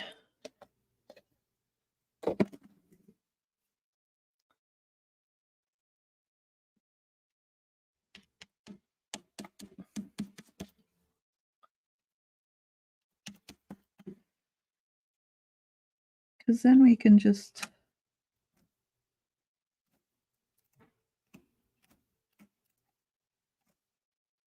do our thing.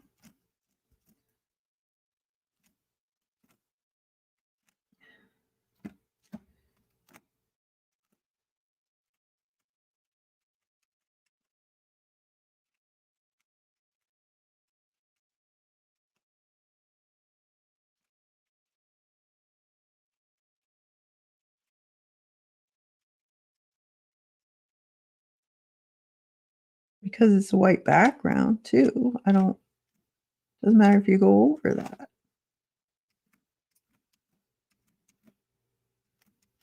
So that works out.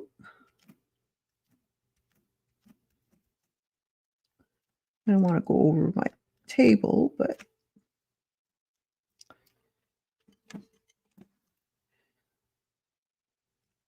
a little pot, little teapot thing.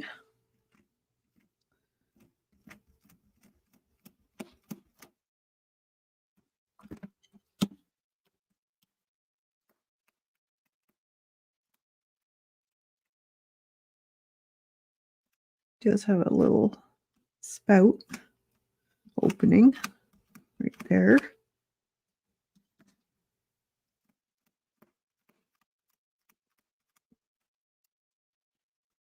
I think.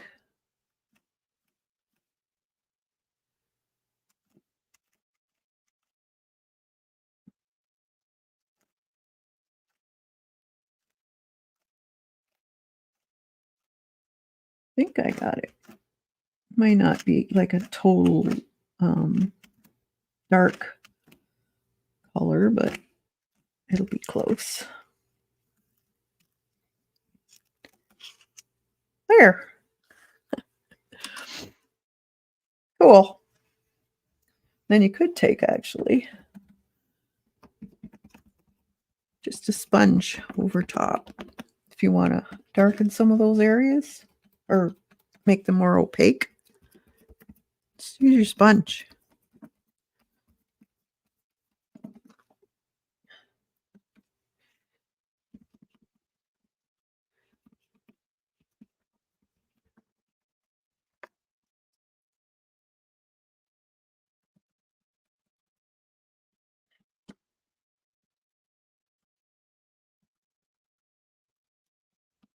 Certain areas that are a bit dark.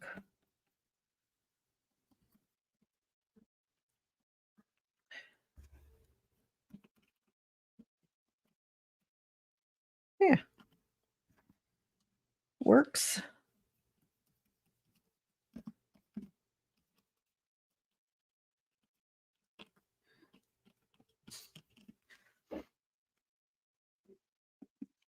Well, that's cool. Water.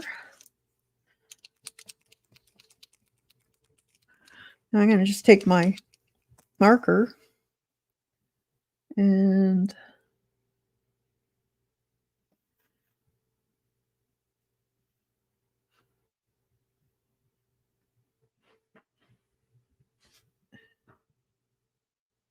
make the lines.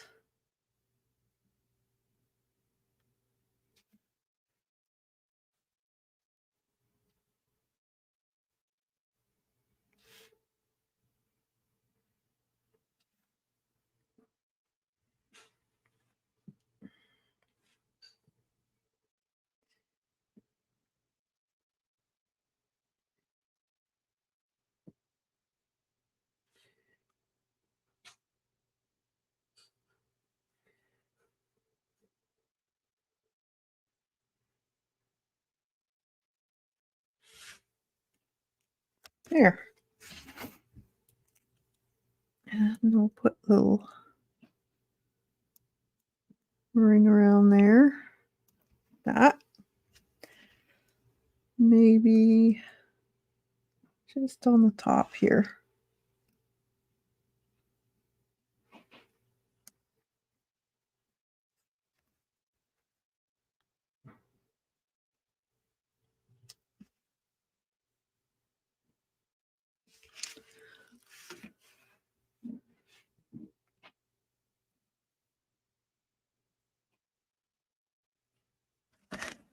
It's cool.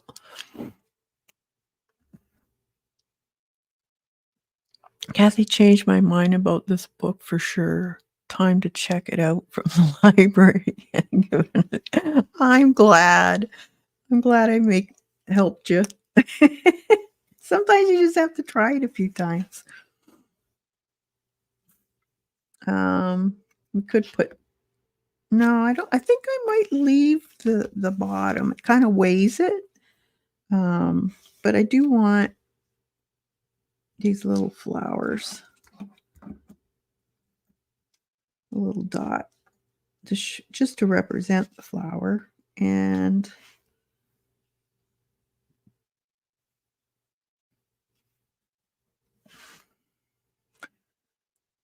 maybe some yellow coming over. Let's see.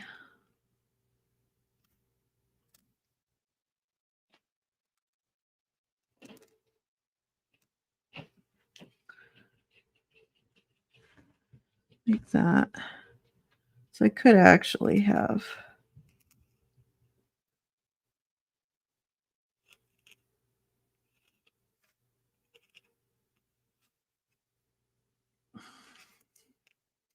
a few little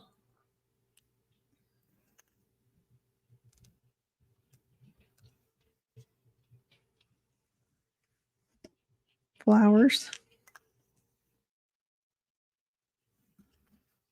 There's my paintbrush.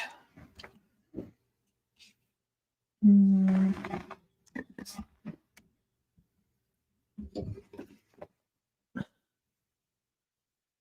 some of that paint that I mixed up.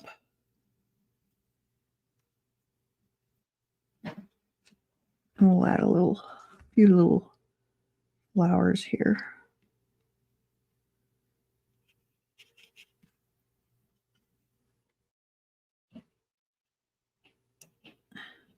Nothing much, but just a little something something.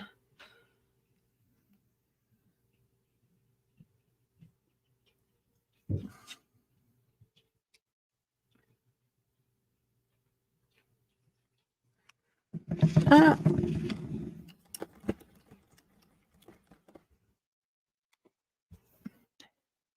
yeah, it's a little. I don't know if I would probably take that out, but you could always go right over top of this too and change it. You could also do more on top of the vase if you wanted to give it a little bit more um, shadow, or let's see, so a little bit more shadow there. You can make flowers, more flowers. Depends how much you want to doodle.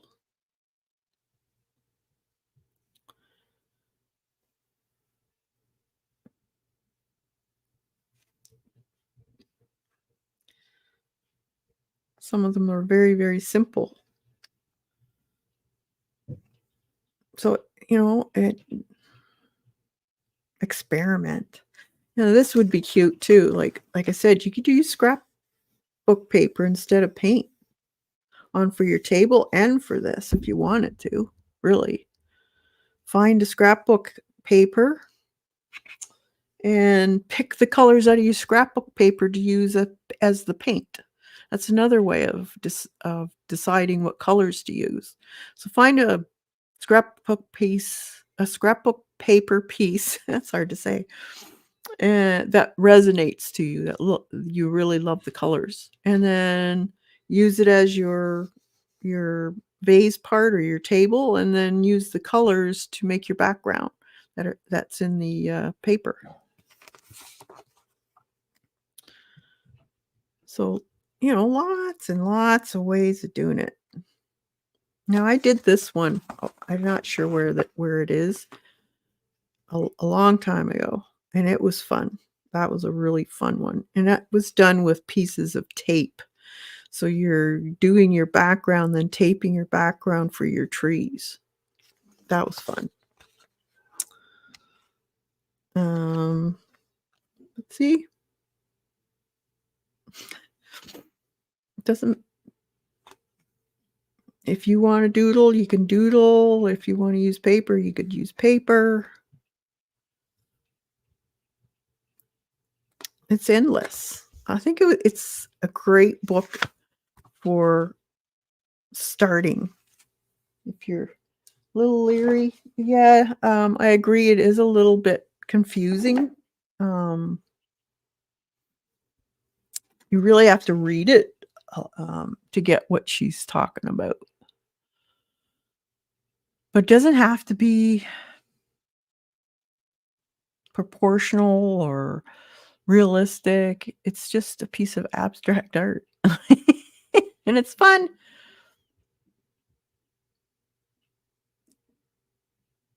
Can you show the cover again? Oh, sorry. Did you see it?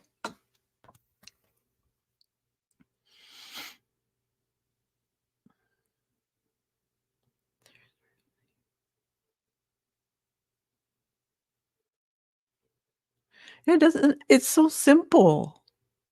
And my mom can say, "What is it?"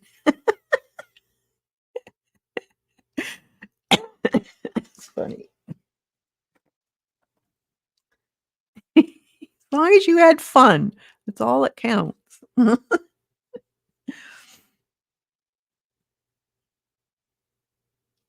So, I think that's it. So I think I will sign it, and then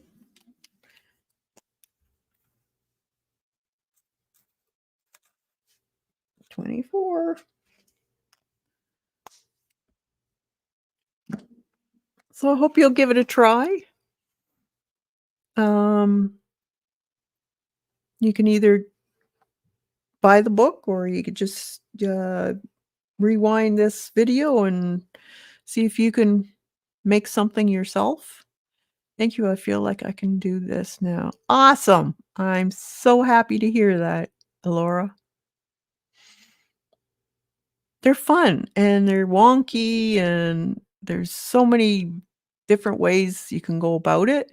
You don't have to use white on the background either, depending on maybe you got a really dark, moody background.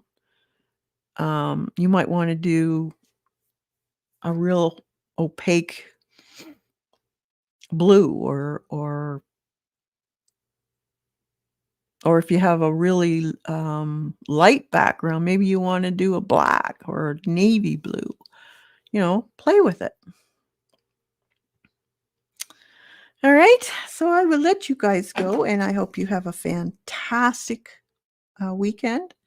And make sure you take time for yourself and be creative. Do something you love to do. And we'll see you next time. Bye for now, everyone. Thanks for coming.